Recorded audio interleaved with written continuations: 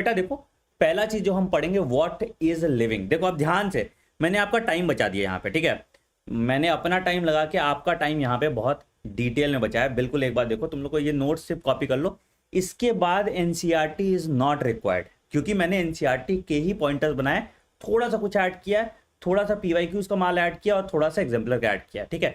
This note is self sufficient, even NCERT is not required after this note. Again मैं बहुत जिम्मेदारी के साथ बोल रहा हूँ, क्योंकि मैंने ना नोट्स में एनसीईआरटी का लैंग्वेज चेंज किया, ना कुछ भी चेंज किया। This is self sufficient, even NCERT is not required for this. मैं चैट्स नहीं देख रहा हूँ बच्चों, क्योंकि ये मैं चाहता हूँ कि कल को बच्चा कोई रिकॉर्डेड कंटेंट भी इसको देखे तो उसका टाइम यहाँ पे वेस्ट ना हो।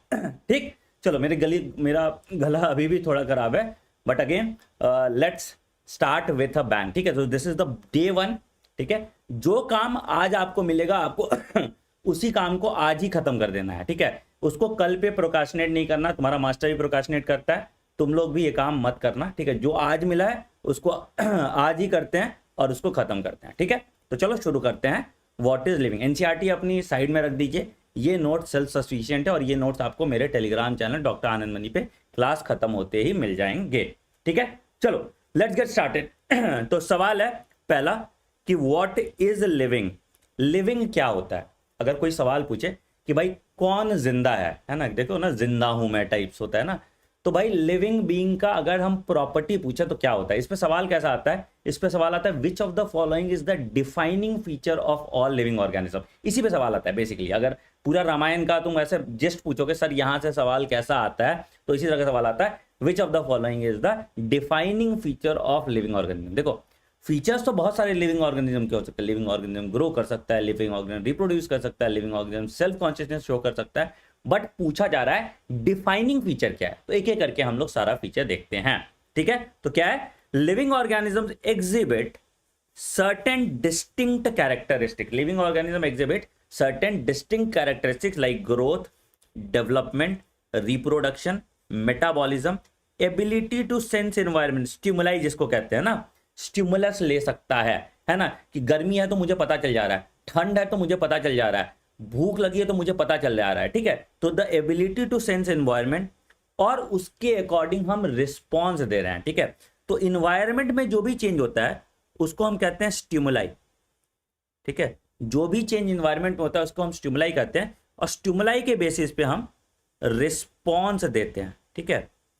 स्टिमुलाई के बेसिस पे हम रिस्पॉन्स बोलते हैं। That is the characteristic feature of living organism, that is the characteristic feature of living organism, ठीक है। तो क्या क्या हुआ, पहला ग्रोथ, बहुत अच्छी बात है। दूसरा डेवलपमेंट, बहुत अच्छी बात है। तीसरा रिप्रोडक्शन, बहुत अच्छी बात है। चौथा metabolism, ability to sense environment and responsiveness. तो these are the unique feature of living organism. But क्या ये एक्सक्लूसिव फीचर है लिविंग ऑर्गेनिज्म का, हाँ या नहीं। क्या ये एक्सक्लूसिव फीचर है लिविंग ऑर्गेनिज्म का, क्या सारा ऑर्गेनिज्म ग्रो करता है, क्या सारा ऑर्गेनिज्म रिप्रोड्यूस करता है, इस पे हम बात करते हैं कि इसमें से कौन कौन सा एक्सक्लूसिव फीचर है लिविंग ऑर्गेनिज्म का which is not found in non living organism, ठीक है। तो सबसे पहले आते हैं ग्रोथ पे। सबसे पहला जो फीचर है that is growth, that is all living organisms grow. तो ग्रोथ का मतलब क्या हुआ, या तो साइज बढ़ेगा या तो नंबर बढ़ेगा। तो क्या हुआ, increase in mass and increase in number, दो चीज है, increase in mass and increase in number. ये दो कैरेक्टरिस्टिक फीचर हो सकते हैं of individual, that are the twin characteristic feature of growth, ठीक है। क्या ग्रोथ एक एक्सक्लूसिव फीचर है लिविंग ऑर्गेनिज्म का, जवाब है नहीं, ठीक है, जवाब है नहीं, ठीक है। तो क्या बोल रहा है कि unicellular organism grow by number, by cell division, ठीक है। तो यूनिसेल्युलर ऑर्गेनिज्म की अगर हम बात करें तो यहां पे ग्रोथ और रिप्रोडक्शन सेम है, इसमें कोई भी चेंज नहीं है। जैसा ग्रोथ हो रहा है वैसा रिप्रोडक्शन हो रहा है, मतलब कि अगर वो ग्रो कर रहा है तो मतलब रिप्रोड्यूस कर रहा है ना। एक सेल है, एक एमीबा है तुम्हारा, ठीक है। ये एमीबा तुम्हारे दो डॉटर एमीबा में डिवाइड कर गया, तो ये ग्रो भी कर रहा है एक तरह से और ये रिप्रोड्यूस भी कर रहा है। तो यूनिसेल्युलर ऑर्गेनिज्म के केस में ग्रोथ और रिप्रोडक्शन एक ही चीज होता है। यूनिसेल्युलर ऑर्गेनिज्म में ग्रोथ और रिप्रोडक्शन एक ही चीज होता है, ठीक है। अब ग्रोथ दो तरह का हो सकता है, ग्रोथ कैसा हो सकता है, दो तरह का हो सकता है। पहला होता है इनडिटर्मिनेट ग्रोथ, हमको पता ही नहीं किसी डायरेक्शन में ग्रो कर रहा है, समझ रहे हो कि मतलब अगर कोई चीज है किसी तरह से भी ग्रो कर रहा है, मतलब डिफाइंड ग्रोथ नहीं है, एनी डायरेक्शन, ठीक है, कोई एक स्ट्रक्चर्ड ग्रोथ नहीं है, किसी भी फॉर्म में ग्रो कर रहा है, उसको हम कहते हैं इनडिटर्मिनेट ग्रोथ। दूसरा तरह का ग्रोथ कैसा होता है, डिटरमाइंड ग्रोथ है, कि मान लो मेरे बॉडी का एक टिश्यू डैमेज है, उस डैमेज टिश्यू की को रिपेयर करने के लिए अगर ग्रोथ हो रहा है तो दैट इज डिटर्मिनेट ग्रोथ। तो इनडिटर्मिनेट ग्रोथ मतलब क्या है, नो डायरेक्शन, है ना, और डिटर्मिनेट ग्रोथ मतलब क्या हुआ बेटा, ऐसा ग्रोथ दैट इज डिफाइंड और इन अ सीक्वेंशियल मैनर, अगर सीक्वेंशियल मैनर या डिफाइंड फॉर्म में अगर ग्रोथ हो रहा है तो उसको हम कहते हैं डिटर्मिनेट ग्रोथ। ठीक है, अगेन ये सारे के सारे लाइन बेटा एनसीईआरटी के लाइन है, कहीं भी मैंने कुछ छेड़छाड़ इसमें नहीं की है, सेम लैंग्वेज रखा है मैंने एनसीईआरटी का। ठीक है, आगे बात करते हैं। Non living objects also grow by increase in body mass. अब देखो, ऑर्गेनिज्म, लिविंग ऑर्गेनिज्म भी ग्रो करते हैं, नॉन लिविंग ऑर्गेनिज्म ग्रो करते हैं। तुम बोलते हैं ना पहाड़ ऊंचा होता है, सी लेवल बढ़ जाता है, माउंटेन्स, बोल्डर्स, ये सारे ग्रो करते हैं। कैसे ग्रो करते हैं, सपोज तो उसमें क्या होता है कि deposition deposition deposition deposition deposition हो रहा है। ठीक है, तो याद रखना कि अगर हम बात करें लिविंग ऑर्गेनिज्म का, अगर हम बात करें लिविंग ऑर्गेनिज्म की, बहुत इंपॉर्टेंट चीज है। ठीक है, अगर हम बात करें लिविंग ऑर्गेनिज्म की, तो in living organism growth is from inside. इसका मतलब है कि जो ग्रोथ है वो इंट्रिंसिक होता है, द ग्रोथ इज इंट्रिंसिक, या अंदर से ग्रो कर रहा है। ऐसा नहीं है ना कि हम 10 दिन से नहाए नहीं, ठीक है, और मेरे बॉडी में ऐसे मैल जमा हो गया और एकदम हम लंबे हो गए, समझ रहे हो, ऐसा नहीं है ना। ग्रोथ मेरे बॉडी के अंदर से हो रहा है। ठीक है, मेरा अगर बाइसेप्स बढ़ रहा है, ठीक है, तो मेरे बॉडी के अंदर से ग्रोथ हो रहा है। तो ह्यूमन लिविंग ऑर्गेनिज्म में जो ग्रोथ है वो अंदर से होता है। बट अगर हम माउंटेन्स की बात करें तो माउंटेन्स में क्या हो रहा है, मिट्टी आ रहा है, मिट्टी आ रहा है, मिट्टी आ रहा है, मिट्टी आ रहा है, और मिट्टी ऊपर के ऊपर जमा जा रहा है। ठीक है, तो अगर हम नॉन लिविंग ऑर्गेनिजम्स की बात करें तो नॉन लिविंग ऑर्गेनिजम्स में जो ग्रोथ है, जो ग्रोथ है वो एक्रीशन से होता है या सरफेस से होता है। ठीक है, इस प्रोसेस को हम एक्रीशन कहते हैं, और जो इंट्रिंसिक ग्रोथ होता है इसको हम इनटू ससेप्शन कहते हैं, इनटू ससेप्शन कहते हैं। ठीक है, तो जो एक्सट्रिंसिक ग्रोथ हो रहा है वो नॉन लिविंग ऑर्गेनिज्म में हो रहा है, जो अंदर से इंट्रिंसिक ग्रोथ हो रहा है वो लिविंग ऑर्गेनिज्म हो रहा है। बट ग्रोथ तो दोनों में हो रहा है। तो क्या ग्रोथ डिफाइनिंग प्रॉपर्टी होगा लिविंग ऑर्गेनिज्म का, यस और नो सर? क्या ग्रोथ डिफाइनिंग प्रॉपर्टी होगा लिविंग ऑर्गेनिज्म का, यस और नो सर? बताइए भाई। तो hence growth can not be taken as a defining property of living organism. Final conclusion, growth cannot be taken as a defining property of living organism। ठीक है, growth cannot be taken as a defining property of living organism। इसको आप underline कर लीजिए, this is very important, this is very important that growth cannot be taken a part of the। बहुत अच्छी बात है, बहुत अच्छी बात है। ग्रोथ तक किसी को कोई दिक्कत, आई डोंट थिंक किसी को भी ग्रोथ तक कोई दिक्कत होगा। मतलब ग्रोथ दोनों में हो रहा है। ठीक है, पहला ग्रोथ कैसा, या तो इनडिटर्मिनेट ग्रोथ है, कैसे भी हो गया। दूसरा ग्रोथ कैसा है, वो डिटरमाइंड ग्रोथ है, किसी एक डायरेक्शन में हो रहा है। फिर क्या हो रहा है, या तो ग्रोथ अंदर से हो रहा है जो लिविंग ऑर्गेनिज्म का कैरेक्टरिस्टिक फीचर है, या तो ग्रोथ बाहर से हो रहा है जो नॉन लिविंग ऑर्गेनिज्म का कैरेक्टरिस्टिक फीचर है। बट ग्रोथ दोनों में हो रहा है, इसलिए we can not conclude that growth is the defining feature of living organism. Point to be noted with ये कि growth is not the defining feature of living organism. पहला बात क्लियर हो गया, पहला बात क्लियर हो गया सबको। ठीक है, दूसरा पॉइंट आता है दैट इज रिप्रोडक्शन। दूसरा पॉइंट आता है दैट इज रिप्रोडक्शन।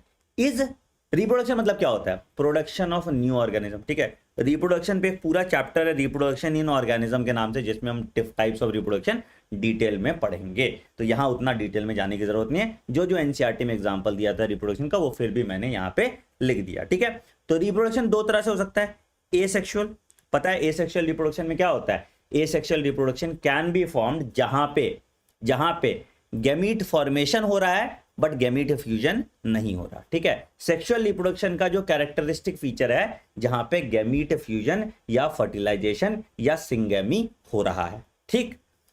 कैसे कैसे एसेक्सुअल रिप्रोडक्शन है? फंगाई में स्पोर्स, हाइड्रा, बडिंग पता है आपको, प्लेनेरिया रीजनरेशन और फिलामेंटस एल्गे जैसे स्पाइरोगैरा है वहां पे फ्रेगमेंटेशन होता है। ये एग्जांपल्स एनसीईआरटी में दिए थे इसलिए मैंने यहां भी डाल दिया। इसके लिए हम एक स्पेसिफिक चैप्टर है दैट इज रिप्रोडक्शन ऑर्गेनिज्म, वहां इसको हम डिटेल में पढ़ेंगे, ठीक है। अब है क्या सारे लिविंग ऑर्गेनिजम्स रिप्रोड्यूस करते हैं?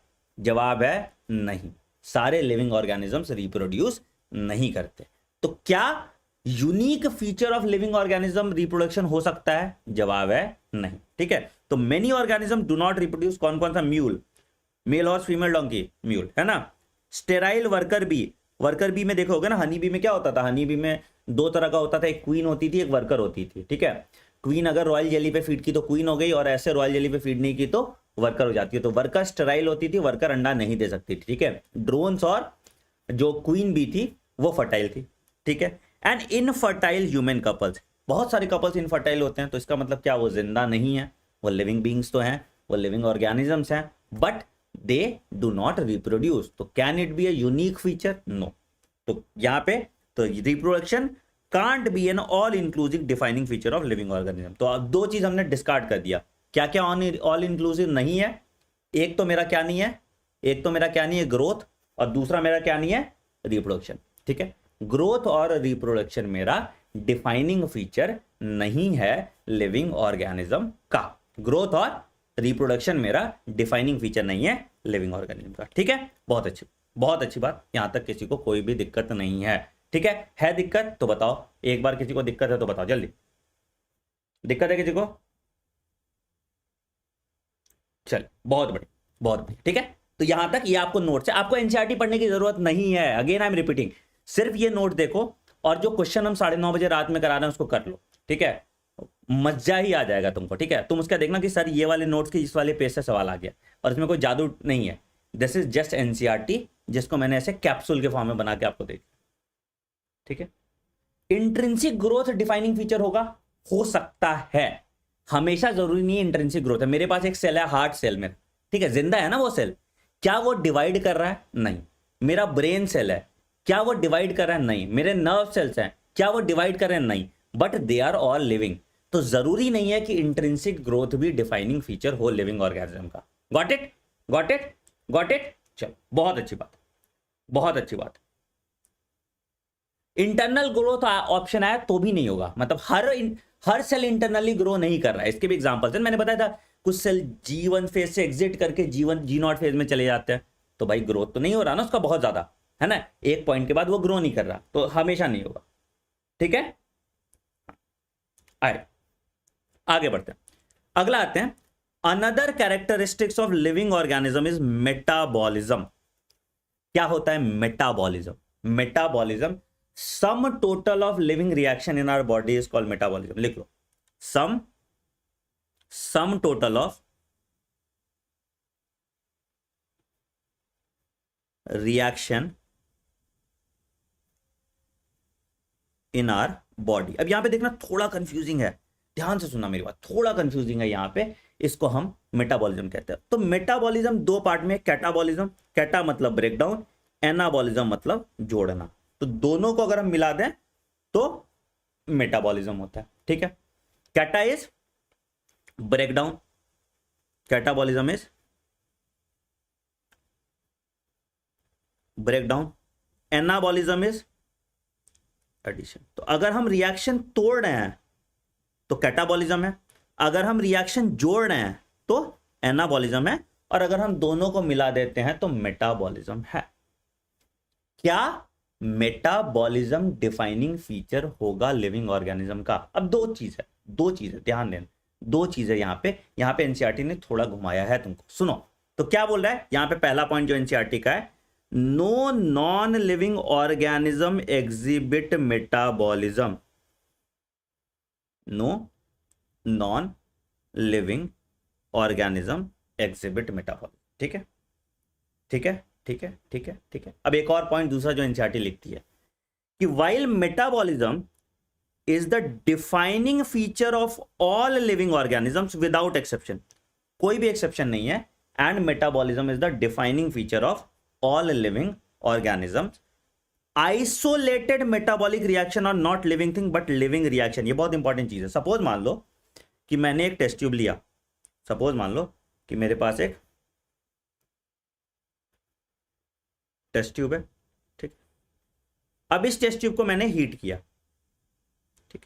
कुछ भी चीज होगा, यहां पे कोई रिएक्शन होगा, ठीक। तो ये जो रिएक्शन है, this is a living reaction, but क्या ये लिविंग स्टेट है? नहीं, this is a living reaction, it is a living reaction but it is not a living organism, ठीक है। तो अगर हम बोलें कि बॉडी के बाहर, आउटसाइड बॉडी, अगर कोई रिएक्शन हो रहा है, कुछ भी ब्रेकडाउन हो रहा है या जोड़ने को हो रहा है, तो वो लिविंग रिएक्शन है, वो लिविंग रिएक्शन है, but it is not living organism, ठीक है। तो क्या मेटाबॉलिज्म डिफाइनिंग प्रॉपर्टी होगा लिविंग ऑर्गेनिज्म का? यस और नो। क्या मेटाबॉलिज्म डिफाइनिंग फीचर होगा लिविंग ऑर्गेनिज्म का? यस और नो। क्या मेटाबॉलिज्म डिफाइनिंग फीचर होगा लिविंग ऑर्गेनिज्म का? यस और नो, जल्दी बताओ। क्या मेटाबॉलिज्म डिफाइनिंग फीचर होगा लिविंग ऑर्गेनिज्म का? हाँ जी, मेटाबॉलिज्म इज, लिख लो यहां पे बेटा, यहां पे बहुत इंपॉर्टेंट पॉइंट इसमें लिख लो कि metabolism is the defining feature of all living organism without exception. जब विदाउट एक्सेप्शन दे दिया तो मतलब डिफाइनिंग फीचर है। तो अभी तक ग्रोथ नहीं था, अभी तक रिप्रोडक्शन नहीं था, but metabolism is the defining feature, but metabolism is the defining feature. Growth और रिप्रोडक्शन डिफाइनिंग फीचर नहीं भी हो सकता है, but metabolism is the defining feature of all living organism. Metabolism is the defining feature of all living organism, याद रखना है आपको, ठीक है। चलो, तो ये मेटाबॉलिज्म वाला बात क्लियर हो गया, ठीक।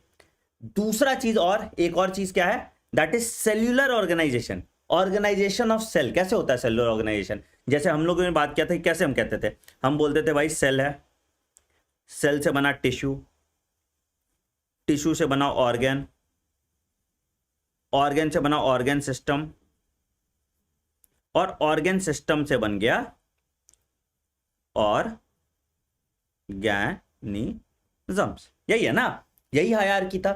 क्या नॉन लिविंग थिंग्स में सेल्यूलर ऑर्गेनाइजेशन होता है? नहीं होता।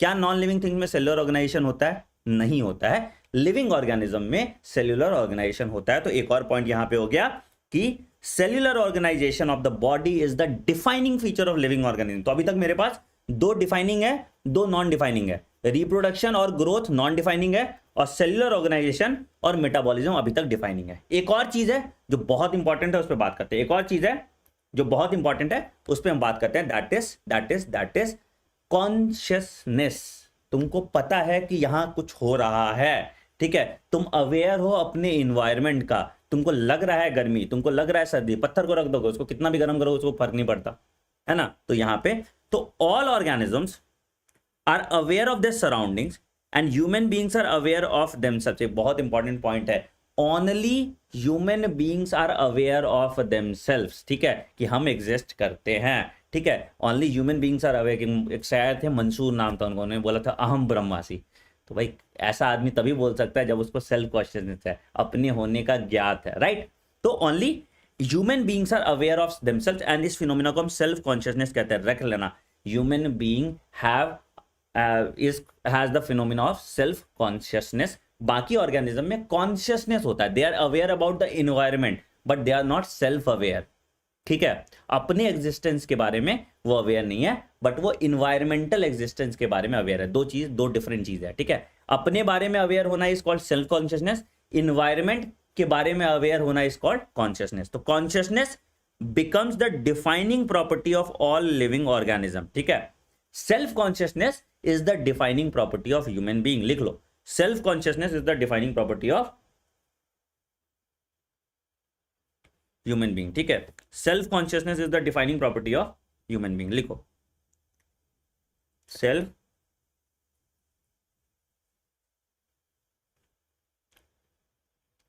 The defining property of human beings, बहुत इंपॉर्टेंट, ठीक है, बहुत इंपॉर्टेंट बात ये है, ठीक।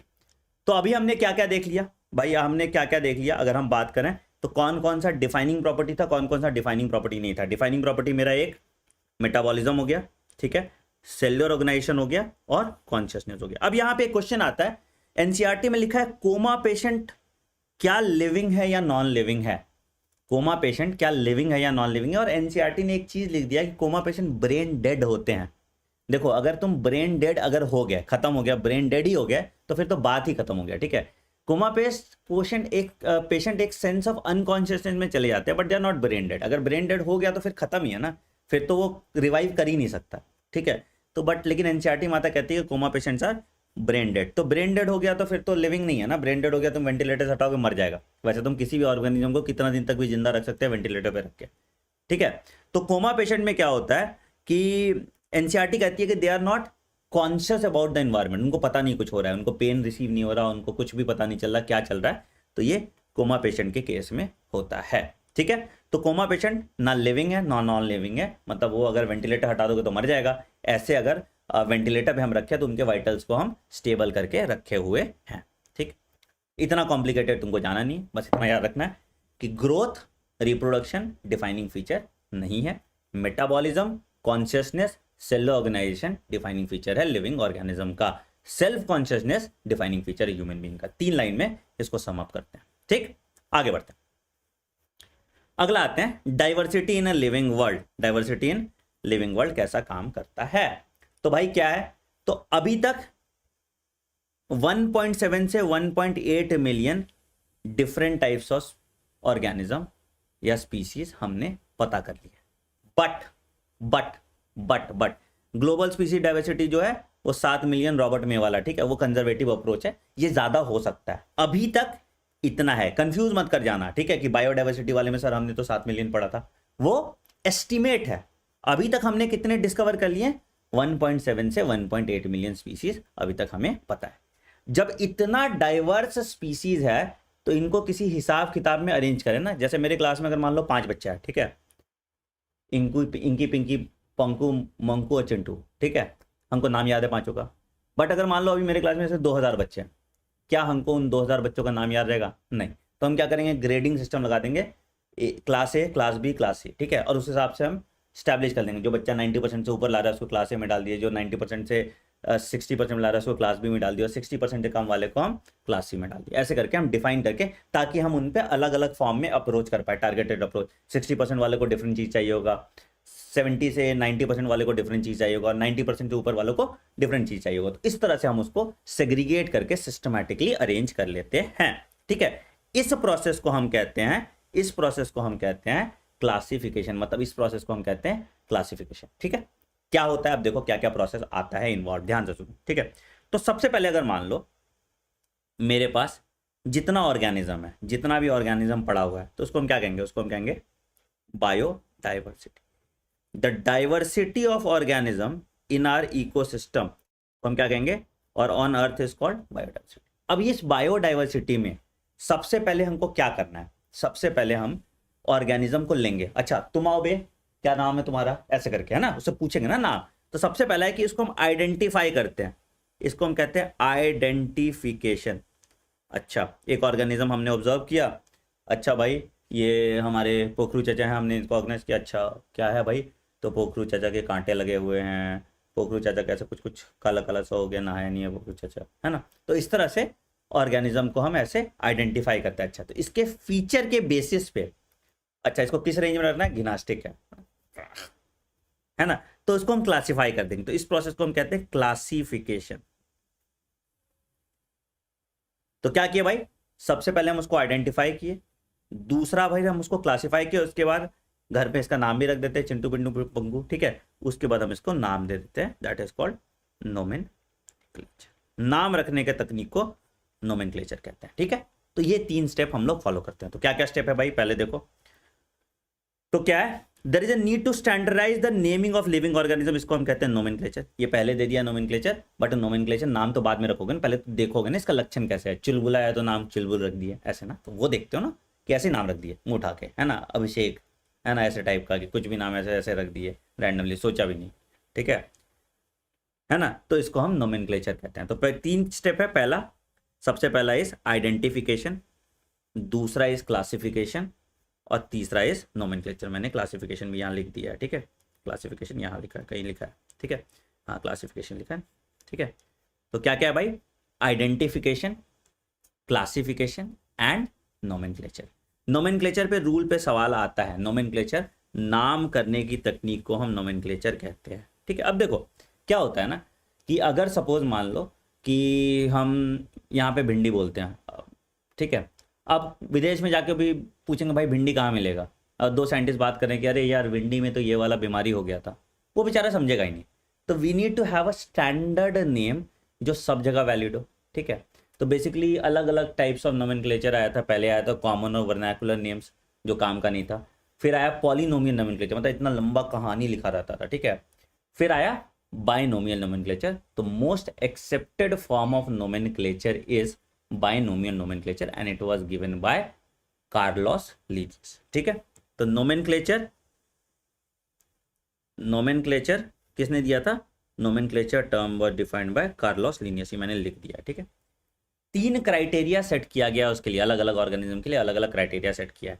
ICBN international code for botanical nomenclature, ICZN international code for zoological nomenclature, ICNV कल क्वेश्चन पूछा था मैंने, याद है, international code for nomenclature of bacteria, और ICVN international code for viral nomenclature. This is important, ये चारों साइंटिफिक नेम आपको पढ़ने ही पढ़ने हैं, दिस इज वेरी इंपॉर्टेंट, ठीक है। अच्छा बाइनोमियल नोमेनक्लेचर बताए थे, कार्लोस लीनियस ने दिया था, 2 पार्ट में दिया था, ठीक है। पहले इसने दिया सिस्टमे प्लांटेरम, पहले प्लांट्स का नोमेनक्लेचर किया था, उसके बाद सिस्टेमा नेचुरम में सब कुछ कर दिया था। ये 10th एडिशन था, ठीक है, it was the 10th addition.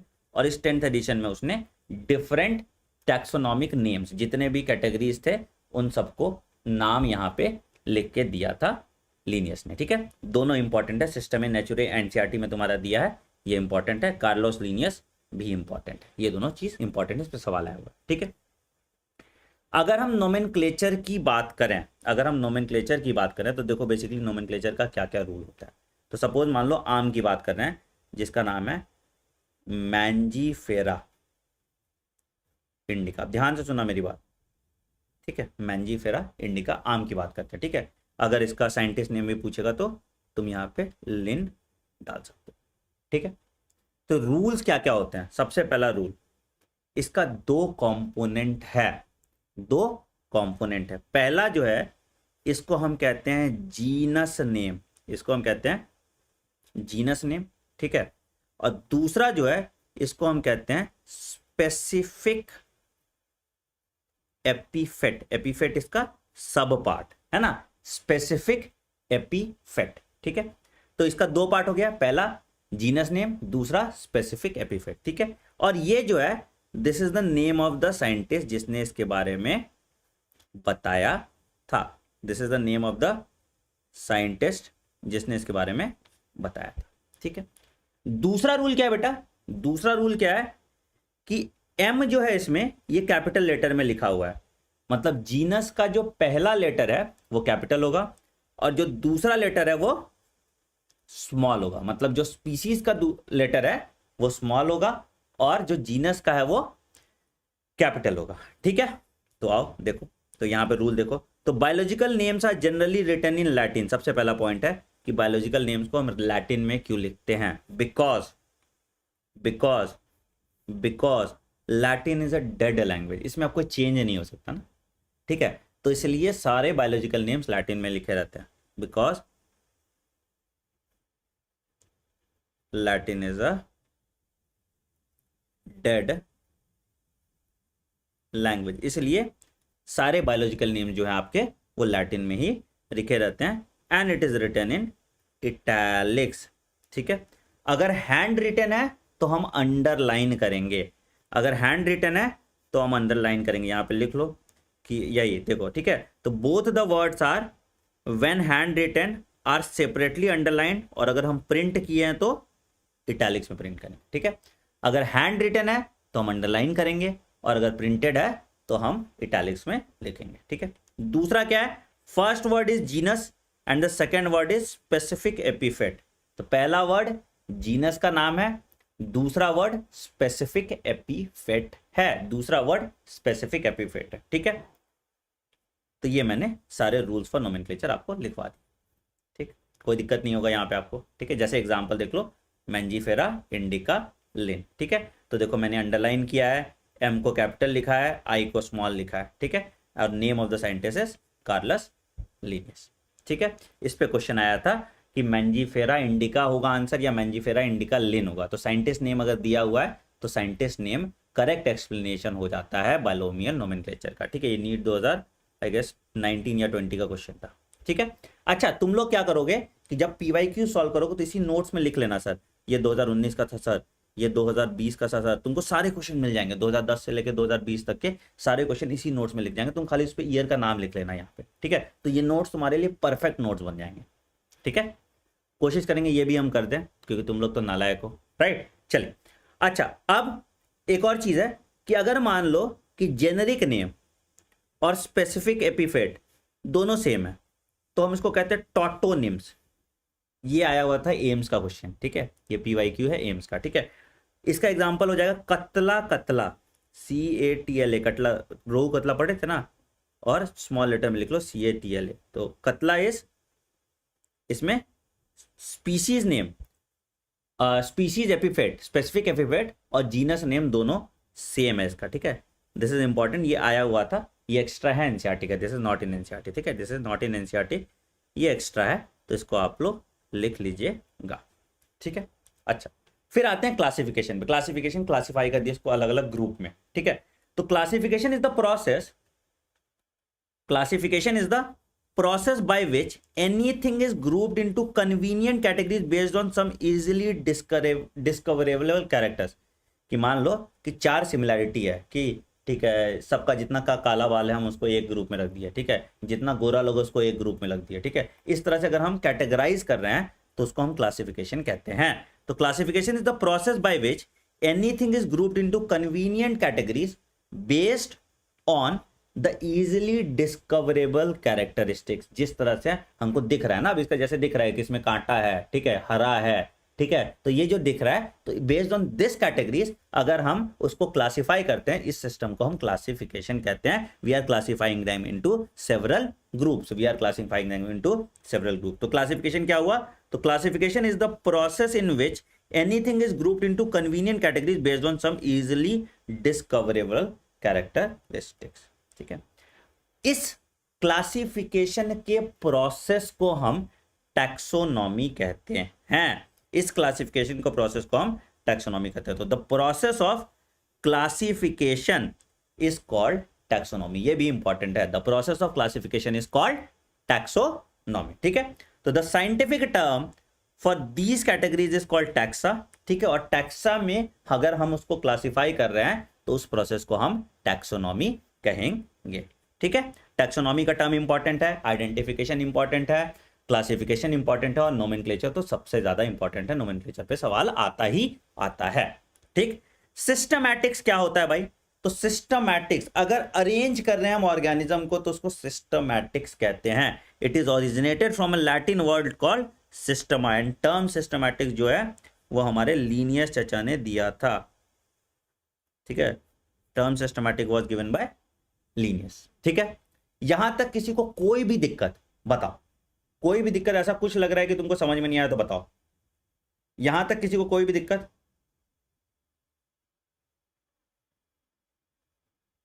कोई भी दिक्कत है बच्चों बताओ। नहीं, एक बार अंगूठा दे दो भाई, एक बार थम्स अप दे दो, बहुत मेहनत हुआ है इस पे, ठीक है। एक बार अंगूठा दे दो, एक बार थम्स अप दे दो, जल्दी फटाफट फटाफट फटाफट फटाफट फटाफट, ठीक है। चलिए, बहुत बड़े बहुत बड़े बहुत बड़े, ठीक है। अब आते हैं, आगे बढ़ते हैं। अब क्वेश्चन कहां से आता है, हर्बेरियम की, कपलेट, लीड, मोनोग्राफ, है ना, फ्लोरा, फौना, इस सब पे क्वेश्चन आता है, इस पे भी आते हैं, ठीक है। अब आते हैं, एक और टर्म था जो ये भी एनसीईआरटी में नहीं दिया हुआ, ठीक है, नियो सिस्टमैटिक्स।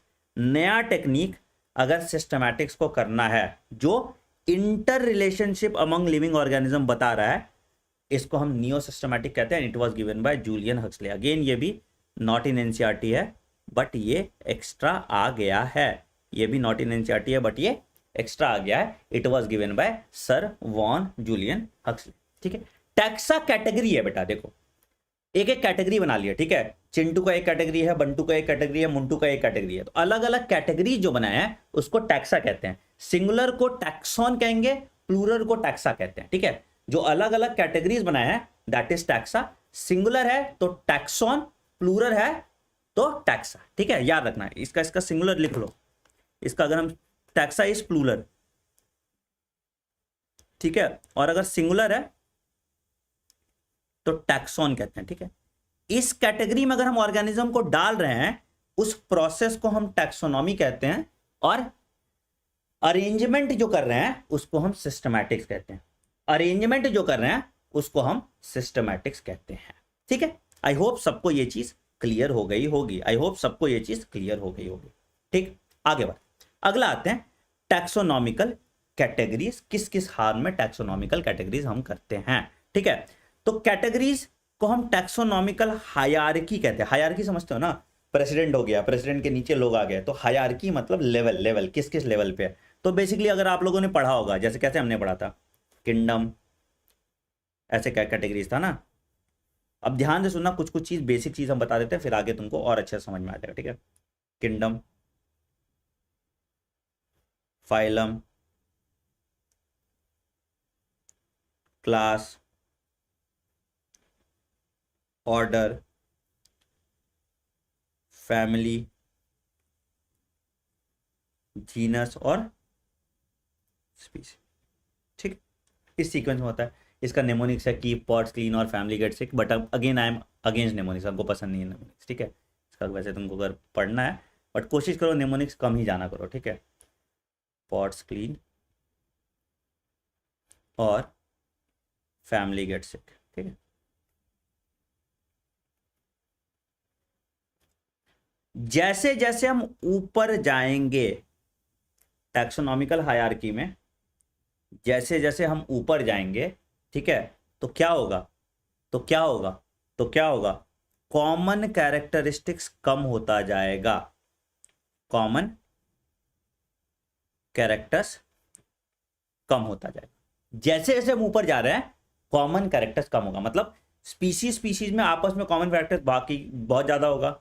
जीनस में स्पीसीज स्पीसीज में कम हो जाएगा, फैमिली में जीनस जीनस में कम हो जाएगा, ऑर्डर में फैमिली फैमिली में कम हो जाएगा, क्लास में क्लास क्लास में कम हो जाएगा, फाइलम में फाइलम फाइलम में कम हो जाएगा, और किंगडम में, kingdom is the highest, it is the highest taxonomical category, और species is the lowest taxonomical hierarchy. ठीक है, फाइलम एनिमल्स के लिए होता है और प्लांट्स के लिए हम यूज करते हैं डिवीजन। प्लांट्स के लिए यूज करते हैं हम डिवीजन। ठीक है, फाइलम एनिमल्स में होता है और प्लांट्स के लिए हम यूज करते हैं डिवीजन। ठीक है, तो अब भाई, तो अगर हम बात करें टैक्सोनॉमिकल कैटेगरी, तो classification involve hierarchy of steps in which, इसको हम डिफाइन करते हैं या इसको हम रैंक और कैटेगरी कहते हैं। अलग अलग रैंक है ना, किंगडम हो गया, फाइलम हो गया, क्लास हो गया, ऑर्डर हो गया, फैमिली हो गया, जीनस हो गया और स्पीसीज। सबसे नीचे, सबसे ऊपर किंगडम है और सबसे नीचे स्पीसीज है। ठीक है, तो all categories are together called taxonomic hierarchy. ठीक है, the taxonomic categories are distinct biological entities and not only morphological aggregates. ये एनसीईआरटी लाइन है, बहुत इंपॉर्टेंट सुनो। अब ये जो टैक्सोनॉमिकल कैटेगरीज है, हम इसको सिर्फ चेहरा देख के नहीं कर रहे हैं, सिर्फ हम उसका मॉर्फोलॉजी देख के नहीं कर रहे हैं, सारे फीचर्स आ जाते हैं। मतलब उसमें मॉर्फोलॉजी आ गया, एनाटमी आ गया, फिजियोलॉजी आ गया, और इवोल्यूशनरी रिलेशनशिप भी देख रहे हैं, मतलब हम फिलोजेनेटिक रिलेशनशिप भी देख रहे हैं, जो हम अगले चैप्टर में देखेंगे। ठीक है, तो ऐसे हम क्लासिफाई नहीं कर दिए। ठीक है, हम बहुत सारे फैक्टर्स लेके क्लासिफाई करते हैं। It is not only morphological aggregate, this is important point, ये एनसीईआरटी में लाइन दिया हुआ है। This is not only morphological aggregate, ये तुम्हारा फिजियोलॉजी भी आ गया, एनाटॉमी भी आ गया, फिलोजेनेटिक या इवोल्यूशनरी रिलेशनशिप भी इसमें आ जाता है। ठीक है, इसको लिख लेना, ये इंपॉर्टेंट पॉइंट है। ठीक है, चलिए बहुत अच्छे। तो सीक्वेंस देख लो, species, genus, family, order, class, phylum या डिवीजन और किंगडम। ठीक है, ये डायरेक्शन याद रखो। आगे तो अब देखो छोटा छोटा एक एक लाइन पे इसमें दिया हुआ है। ठीक है, एनसीईआरटी में जो जो एग्जांपल दिया है बेसिकली वही है और इसमें कुछ है नहीं, टाइम पास ही है। ठीक है, species is the smallest taxonomic category, सबको पता है। ठीक है, group of organism with similar morphological characters are able to breed among themselves, इसको हम स्पीसीज कहते हैं। स्पीसीज आपस में ब्रीड कर सकता है। कुछ कुछ स्पीसीज इंटरस्पेसिफिक हाइब्रिडेशन भी शो करते हैं, बट वो अलग कहानी है। ठीक है, तो जैसे तुम देख लो, Mangifera indica mango, Panthera leo lion, Solanum tuberosum आलू। ठीक है, तो इसमें इंडिका एक स्पीसीज हो गया, लियो एक स्पीसीज हो गया, ट्यूबरसम एक स्पीसीज हो गया, है ना। तो ये रिप्रेजेंट करता है स्पेसिफिक एपिफेट को। तो it is the smallest taxonomical hierarchy. अगर तुम और थोड़ा नीचे जाओगे तो इसमें सब स्पीसीज आ जाता है। ठीक है, बहुत बहुत आगे पढ़ोगे कल को तो तुमको सब स्पीसीज आ जाएगा, सब स्पीसीज के नीचे पॉपुलेशन आ जाएगा। बट अगेन यहाँ पे species is the smallest taxonomical category. ठीक है, सब स्पीसीज और पॉपुलेशन हम इसमें कंसिडर नहीं करते हैं। जैसे होमो सेपियंस सेपियंस, तो सेपियंस का जो सेपियंस है दूसरा वाला, that is the sub species. जैसे होमो सेपियंस निएंडरथलिस, वो आ गया निएंडरथलिस जो है वो सब स्पीसीज हो जाता है। बट हम लोग सब स्पीसीज को यहाँ कंसिडर नहीं करते हैं, तो हम यही मान के चलेंगे कि species is the smallest taxonomic category, species is the smallest taxonomic category।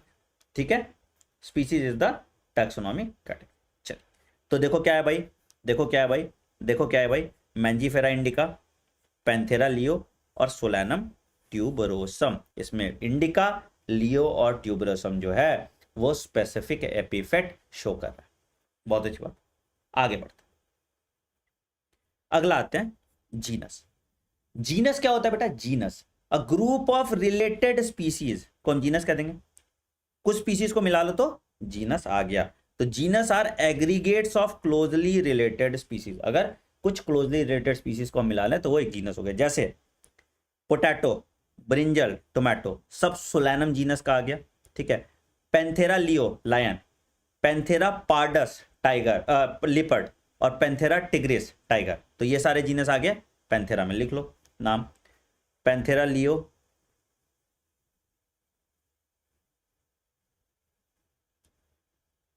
Panthera pardus और पैंथेरा टिग्रिस टाइगर। ठीक है, अब याद रखना it is different from Felis. Felis क्या होता है? फेलिस कैट है। ठीक है, ठीक है, फेलिस फैमिली से अलग हो गया। ठीक है, ठीक। अगर कोई एक जीनस है, genus with a single species is monotypic. अगर एक सिंगल स्पीसीज का जीनस है तो उसको मोनोटाइपिक कहेंगे। And genus with more than one species is called polytypic. And genus with more than one species is called polytypic. ठीक है, तो इसको हम जीनस कहते हैं। कोई दिक्कत यहाँ तक जीनस में? आई डोंट थिंक कुछ भी दिक्कत आपको होगा यहां तक। ठीक है, कोई भी दिक्कत होगा कमेंट सेक्शन में डाल देना, अगले क्लास में उसको ले लेंगे। ठीक है, फैमिली की बात करते हैं। फैमिली, ठीक है, ये मेरी फैमिली एक बड़ा अच्छा टीवी सीरीज है, टीवी पर देखा है किसी ने? बहुत अमेजिंग है। ठीक है, family, family is a group of related genera. अगर जीनस को अगर मिला दो तो भाई क्या हो गया? फैमिली आ गया। ठीक है, अब यहां पे क्या हुआ? लेस नंबर ऑफ सिमिलैरिटीज होगा as compare to genus. Obviously जैसे जैसे हम ऊपर जाएंगे सिमिलैरिटीज कम हो जाएगा। अब यहां पे देखो, अब यहां पे देखो 3 जीनरा, कौन कौन सा? सोलैनम, पिटूनिया और धतूरा, ये सब आ गया सोलैनेसी में फैमिली। ठीक है, पढ़े थे ना हमने ये पढ़ा हुआ इसमें। सोलैनम, पिटूनिया, धतूरा सब किस में आ गया? फैमिली सोलैनेसी, हमने फैमिली पढ़ा था। ठीक है, पैंथेरा लायन टाइगर लेपर्ड और फेलिस कैट फैमिली, ये आ गया फेलिडे। ठीक है, दोनों इंपॉर्टेंट है, दोनों इंपॉर्टेंट है।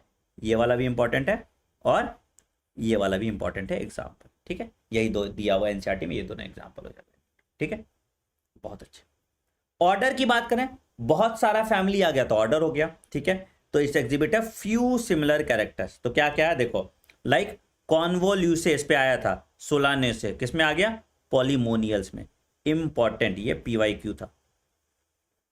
ठीक है, ये भी एनसीईआरटी में दिया हुआ है, ये पीवाईक्यू था, इट इज इंपॉर्टेंट। ठीक है, अच्छा, कार्निवोरा में तुम्हारा सब आ गया, फेलिडे कैट फैमिली, कैनिडे ये तुम्हारा डॉग फैमिली होता है, तो ये दोनों आ गया, है ना, ये दोनों इसमें आ गया। समझ में आया? समझ रहे हो? तो ये सारे एग्जांपल्स इंपॉर्टेंट है जो मैंने करा दी, ये सारे इंपॉर्टेंट है जो मैंने करा दी, ठीक है। अच्छा, आगे क्लास की बात करें तो बहुत सारा ऑर्डर मिला के क्लास आ गया, जैसे प्राइमेटा, तो क्लास में आ गया तुम्हारा कौन सा क्लास, तो इसमें मंकी, गोरिल्ला, गिबन आ गया, तो ये हम सब प्लेस कर दिए मैमेलिया में, ठीक है, विथ ऑर्डर कार्निवोर। समझ में आया? तो इस तरह से क्लास, तो खूब सारा ऑर्डर को मिला के हम क्लास में डाल देते हैं, खूब सारा ऑर्डर को हम डाल देते हैं क्लास में, तो प्राइमेटा और कार्निवोरा दोनों आ जाएगा तुम्हारा मैमेलिया में, ठीक है। क्लास के बाद आता है फाइलम, तो फाइलम अलग आ गया भाई, तो क्लासेस खूब सारे क्लास को हम एक फाइलम में डाल देते हैं, ठीक है। तो जैसे कॉर्डेटा, नॉन कॉर्डेटा, दो ही फाइलम होता था ना एनिमल्स में, और प्लांट में डिवीजन होता था, ठीक है, प्लांट में डिवीजन होता, तो याद रखना in case of plants a few similar characters are assigned to a higher category called division, ठीक है। और एनिमल्स में फाइलम होता था, एनिमल्स में फाइलम होता था, और प्लांट्स में तुम्हारा डिवीजन होता था, ठीक है। Kingdom is the highest taxonomical category, अगर हम हाईएस्ट टैक्सोनॉमिक कैटेगरी की बात करेंगे तो दैट इज किंगडम। और किंगडम जैसे हम लोग पढ़े थे ना आर.एच. विटेकर का 5 किंगडम क्लासिफिकेशन पढ़े थे ना, आर.एच. विटेकर का 5 kingdom classification, Monera, protista, Plantae, fungi, animalia, है ना। तो kingdom is the highest taxonomical category. अब यहाँ पे एक बहुत इंपॉर्टेंट पॉइंट है, ये लिख लीजिए कि higher the category greater is the difficulty of determining the relationship to the other taxa of the same level. तो जैसे जैसे हम ऊपर जाते जाएंगे कॉमन कैरेक्टरिस्टिक कम होता जाएगा, जैसे जैसे हम ऊपर जाते जाएंगे कॉमन कैरेक्टरिस्टिक कम होता जाएगा। किसी को दिक्कत यहां तक? सेम एग्जांपल, जितने एग्जांपल्स है मैंने वही बताया, थ्योरी पे तो सवाल आ नहीं रहा, तुम लोग बच्चे तो हो नहीं, ठीक है, तो थ्योरी पे कोई सवाल नहीं आएगा, सवाल कहां से आएगा? एग्जांपल्स पे। मैंने बताया था जैसे पॉलीमोनियल्स, इस पे सवाल आया हुआ था, ठीक है, ठीक है। फेलिडे और फेलिस वाला जो फैमिली था उस पर आ गया था सवाल, ठीक है, कि पैंथेरा और दोनों फेलिडे मिला के फेलिस में आ जाएगा, ठीक है, इस पे सवाल आया हुआ था। कार्निवोरा वाले ऑर्डर पे सवाल आया हुआ था, ठीक है, तो इस पे सवाल आएगा जो मैंने अंडरलाइन करके दिए हुए हैं, ठीक है। तुम्हारे लिए ऐसे है कि 5 मिनट में तुम ऐसे नोट्स पलटाओगे, तुम्हारा रिविजन हो जाएगा, 5 बार इसको रिवाइज कर लोगे, जिंदगी में कभी नहीं भूलोगे, ठीक है।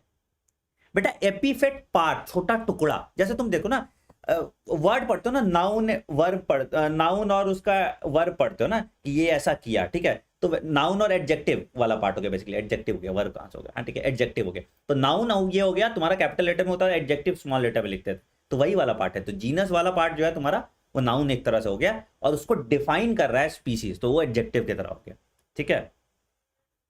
जैसे राम बहुत सुंदर है देखे थे ना, तो बचपन में पढ़ते थे, राम इज नाउन, है ना, पर्सन प्लेस कुछ ऐसा था ना नाउन का डेफिनेशन, ठीक है, और बहुत सुंदर है, ठीक है, वो एडजेक्टिव हो गया, तो वो उसका स्पेसिफिक एपिफेट हो गया। तो नाउन कैपिटल लेटर में लिखा रहता था, एडजेक्टिव स्मॉल लेटर में लिखा रहता था, तो इस तरह से आ जाता था, ठीक है, ठीक है, चलो बहुत बढ़िया। तो ये क्लास हो गया, ठीक है, फाइलम और किंगडम हो गया।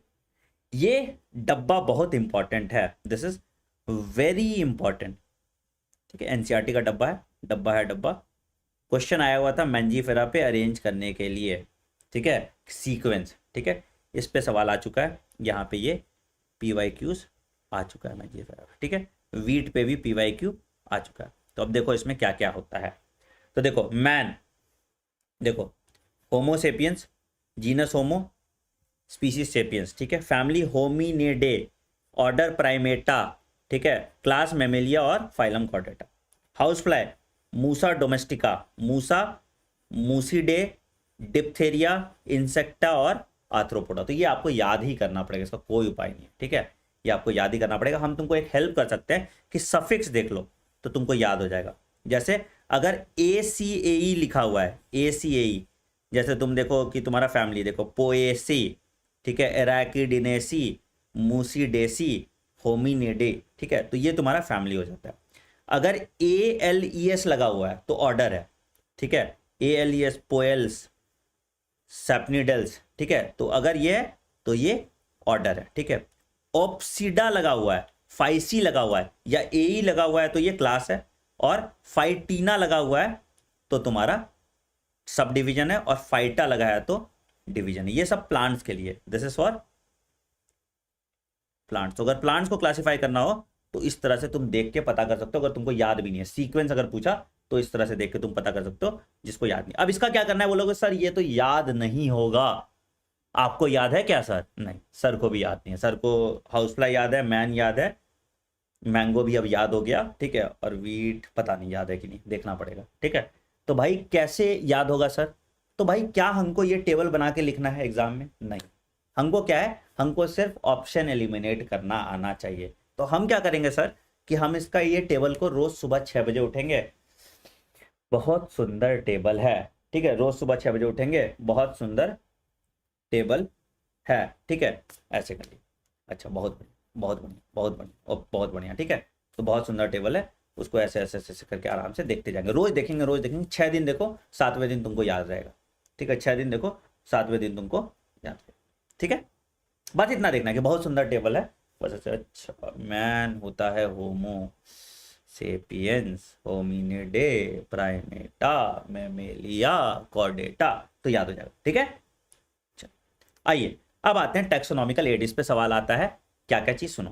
पहला चीज है हर्बेरियम। हर्बेरियम मतलब क्या होता है? बचपन में हम लोग साइंस प्रोजेक्ट करते थे, नहीं होता था, चना उगाए, चना का ऐसे जो वैसे व्हाइट वाला रेडिकल निकला उसको पैकेट में चिपका और उसको पेपर में सुखा के चिपका देते थे, है ना। तुम लोग नहीं करते थे? गर्लफ्रेंड गुलाब का फूल दी तो गुलाब के फूल को किताब में डाल के रख रही है, ठीक है, वो ऐसे एकदम ड्राई होके एकदम चिपक के सुवेनियर के फॉर्म में बन जाता था, है ना। वैसे तो तुम लोग का लक्षण नहीं है कि तुमको कोई गुलाब का फूल देगा, बट एज्यूम कर लो, सोचने में क्या जाता है कि नहीं। तो इसको हर्बेरियम कहते हैं। तो हर्बेरियम क्या है, ध्यान से सुनना, हर्बेरियम क्या है, ध्यान से सुनना, कि store house of collected plants specimen that are dried pressed and preserved on sheets, paper में चिपका के रख लिए, ठीक है। अच्छा, उसके बाद नाम भी दे दो। अब तुमको कल को गुलाब का फूल 10 लोग दे दिया, खैर तुमको तो एक नहीं मिल रहा, बट छोड़ो, 10 लोग दे दिया, तो तुम कैसे याद करोगे कि अच्छा तो ये वाली सोनाक्षी ने दिया था, ये वाली इसने दिया था, ये वाली इसने दिया था, ये वाली इसने दिया, ऐसे नाम उस पर लिख लेना गुलाब के फूल पे, तो याद रहेगा किसने क्या दिया था, ठीक है। और डेट भी लिख लोगे तो डेट भी याद रहेगा, कल को पूछा कि पहली बार कब मिले थे तो दिक्कत हो जाएगा ना, तो हर्बेरियम शीट बना सकते हो उसका, है ना। तो बढ़िया, तो herbarium carries a label providing information about date, कहाँ पे, प्लेस किधर, ठीक है, सबका नाम, ठीक है। तो अगर गर्लफ्रेंड का नाम याद रख लोगे ना, कि घर का नाम उसका चुन्नी था, है ना, बाहर का नाम ऑफिशियल कुछ भी था ऐसे, ठीक है, तो ऐसे करके याद रखो, ठीक है।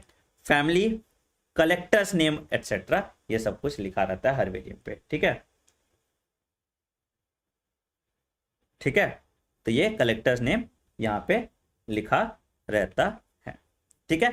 तो इससे क्या होता है, it is a quick referral system for taxonomy. अब सोचो ना तुम, कल को मान लो कि हमको खोजना है कोई एक प्लांट, ठीक है, भिंडी का हर्बेरियम शीट खोजना है कि पत्ता उसका कैसा होता है। अब हम चले गए हर्बेरियम वाले में, 5 फ्लोर का है, कहाँ से खोजेंगे? तो हम क्या होता है, ऐसे डिवाइड करते जाते हैं। सबसे पहले किंगडम के फॉर्म में अरेंज किया हुआ था, हमको पता है कि अरे यार ये तुम्हारा ये इसमें आ गया, प्लांटे में आ गया, ठीक है। उसके बाद फिर हम डिवीजन पे जाएंगे कि अच्छा भाई ये तुम्हारा ऐसे ऐसे इस डिवीजन पे आ गया, ठीक है। उसके बाद फिर हम उसके क्लास पे जाएंगे, फिर ऑर्डर पे जाएंगे, धीरे धीरे धीरे धीरे हम स्टेप बाय स्टेप उसके स्पीशीज तक पहुंचेंगे। तो इस तरह से अरेंज करके रखता है कि ढूंढने में दिक्कत नहीं हो। लाइब्रेरी एक तरह से, ठीक है, लाइब्रेरी ऑफ ड्राइड प्लांट एक तरह से। अच्छा, एक चीज बताओ कि कोई कोई ऐसा तो होगा ना हर्बेरियम की जिसको हम ड्राई करके सुखा ही नहीं पाते। मान लो ये पोखरू चचा है, इनको हम कितना भी पेपर में डालेंगे चिपकेगा, वैसे चिपक जाएगा तो गिलगिला सा हो गया। बट अगर मान लो कि कोई ऐसा कोई मोटा चीज है वो चिपक ही नहीं सकता, अब हम क्या करें, उसको तो रख ही नहीं पाएंगे पेपर में, ऐसे मुड़ जाएगा, है ना, कितना खराब लगेगा ऐसे, है ना। तो उसको हम क्या करते हैं, एक वेसल में लगते हैं, उसको हम कहते हैं वैस्क्यूलम। उसको हम क्या कहते हैं, उसको हम कहते हैं वैस्क्यूलम। तो vasculum is a special type of box in which collected plant specimen are kept, ठीक है। तो स्पेसिमेन अगर हम लिए जिसको हम पेपर में सुखा नहीं सकते, उसको वैस्क्यूलम कहते हैं। It is different from a museum, याद रखना, ठीक है, it is different from a museum, ठीक है। ये होता है हर्बेरियम, सुखा के रख लिए, ठीक है। इस पे क्वेश्चन आता है कि सर यहाँ पे क्या क्या चीज हर्बेरियम में लिखा रहता है, डेट, प्लेस, कलेक्शन, नाम, फैमिली और कलेक्टर का नाम, ये सब लिखा रहता है, ठीक है। चलो बहुत बढ़िया, अगला आते हैं बोटानिकल गार्डन। बोटानिकल गार्डन एक सीटू कंजर्वेशन का एग्जांपल है, ठीक है। क्या है भाई, collection of living plants for reference, जिंदा प्लांट्स को वहां हम उगा के रखते हैं, जो इंडेंजर्ड है, जो नहीं मिल रहा, या सीक्वेंस हम उगा के रख रहे हैं, ये लिविंग है, याद रखना, इट इज लिविंग प्लांट, तो अगर कलेक्शन ऑफ लिविंग प्लांट कर रहे हैं तो उसको हम बोटेनिकल गार्डन बोलेंगे, ठीक है। Plant species in these gardens are grown for identification purpose and each plant is labeling indicating the botanical name and family. क्या क्या दे रहे हैं हम, उसका बोटेनिकल नाम भी लिख रहे हैं और कौन से फैमिली में है ये भी लिख रहे हैं, ठीक है। बोटेनिकल नेम लिख रहे हैं। अब देखो क्या हुआ, तो अगर हम बोटेनिकल नेम लिखे तो स्पीसीज आ गया मेरा, जीनस आ गया, फैमिली आ गया, तो ये तीनों चीज हम लोग लिख दे रहे हैं, ठीक है। क्या क्या लिख रहे हैं, स्पीसीज, फैमिली और जीनस, ये तीन चीज हम लोग पहले से लिख के दे रहे हैं, ठीक है। तो ये तुम्हारा आ गया, ये तुम्हारा आ गया बोटेनिकल गार्डन में, ठीक है। नाम जो जो एनसीईआरटी में दिया है सिर्फ उतना ही बोटेनिकल गार्डन का नाम याद रखना और उतना ही जूलॉजिकल पार्क का नाम याद रखना। डिटेल में नेशनल पार्क फलना ठिकाना बहुत ज़्यादा नहीं याद रखना, ठीक है। जितना एनसीईआरटी में दिया उतना याद रखना। किसी ज़माने में जूलॉजिकल पार्क पे सवाल आता था या किसी ज़माने में नेशनल पार्क पे सवाल आता था, आजकल नेशनल पार्क पे सवाल नहीं आता, ठीक है। तो रॉयल बोटेनिकल गार्डन क्यों लंदन में सबसे पुराना है, सबसे बड़ा है। इंडिया में इंडियन बोटेनिकल गार्डन हावड़ा और एक लखनऊ में बोटेनिकल गार्डन है। यहाँ पे बस याद रखिएगा लिविंग प्लांट स्पेसिमेन हम रख रहे हैं, ठीक है। म्यूजियम में क्या होता है कि प्रिजर्व प्लांट रखते हैं, ठीक है। अगर हम प्रिजर्व प्लांट रख रहे हैं तो म्यूजियम में, ठीक है। तो हम क्या होता है फॉर्मेलिन में रखते थे ना, एक वेसल लिए, एक वेसल में एक ऐसा प्रिजर्वेटिव डाल दिया, उस प्रिजर्वेटिव में उस प्लांट को रखते हैं या उस एनिमल को रखते हैं, तो उसको म्यूजियम कहते हैं, ठीक है। इंसेक्ट के साथ यहाँ बड़ा नाइंसाफी होता है। इंसेक्ट को हम इंसेक्ट बॉक्स में रखते हैं, तो क्या होता है पहले इंसेक्ट को मारे और उसके बाद हम उसको पिन कर देते हैं पेपर पे, ठीक है, तो सूख जाता है इंसेक्ट ना। कॉकरोच लिए, कॉकरोच को मार दो, कैसे कॉकरोच के सर में एक ऐसा पिन डालो और घुसा के रख दो और इससे लिख दो नीचे कॉकरोच है। कितना बुरा हुआ बेचारे के साथ, कितना बुरा हुआ बेचारे के साथ। तो ये अगर हम पिनिंग कर रहे हैं, ये हम पिनिंग कर रहे हैं, तो ये तुम्हारा म्यूजियम होता है। तो they have collection of preserve plant and animal species for study and reference. They have collection of prevent plant और animal species for study and reference, ठीक है।